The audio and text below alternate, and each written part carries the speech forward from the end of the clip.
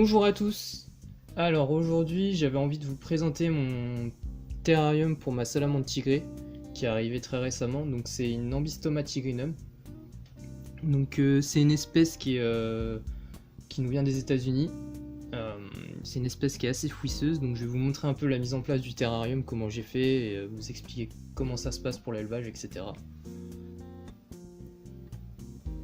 Donc pour le terrarium, on a une base de 80 x 40 x 50, donc un assez grand terrarium.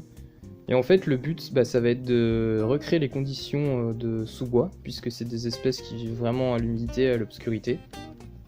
Donc sur la partie de droite, on a une partie sèche, donc avec des feuilles mortes de chêne, des écorces pour qu'elles puissent se planquer en dessous. Et sur la gauche, on a une partie un peu plus humide avec de la mousse. Donc aussi une petite piscine ici pour qu'elle puisse se rafraîchir et se baigner à l'occasion. Une grosse souche ici et elle pourra se planquer en dessous. Alors vu que c'est une espèce qui est fouisseuse, au niveau substrat on utilise du terreau. Et on utilise une bonne couche. Il y a certains endroits j'ai mis plus de 15 cm pour qu'elle puisse s'enfouir en cas de grosse chaleur. Voilà. Donc pour le moment celle que j'ai moi c'est un juvénile, donc je peux pas la sexer, je sais pas si c'est un mâle ou une femelle. Donc on va attendre un petit peu, je vais la laisser grandir et je verrai pour le sexage. Et puis je pense que je reprendrai un ou deux individus pour remettre dans ce terrarium là. Alors ce que je vous propose c'est de faire un petit nourrissage. Normalement elle est planquée en dessous sous cette souche là. Donc normalement si je mets la pince devant je pense qu'elle va venir tout de suite.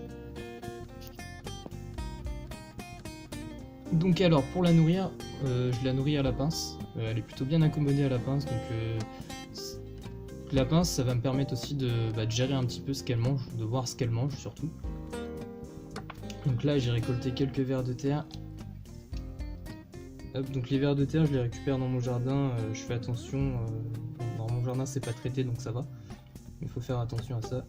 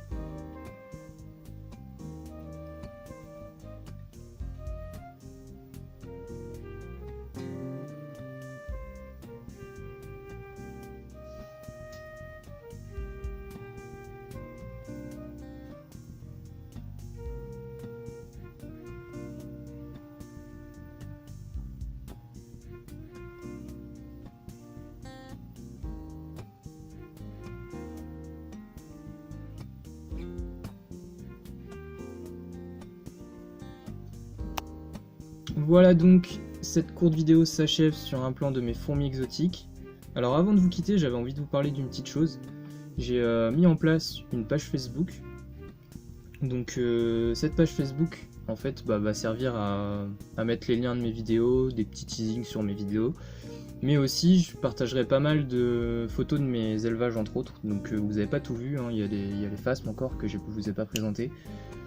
Donc je mettrai quelques photos de tout ça et puis de sortie en nature. Donc si ça vous intéresse, ça peut être un petit plus pour vous. Vous faites comme vous voulez, je vais vous mettre le lien dans la description et vous mettez un j'aime ou non, c'est comme vous voulez.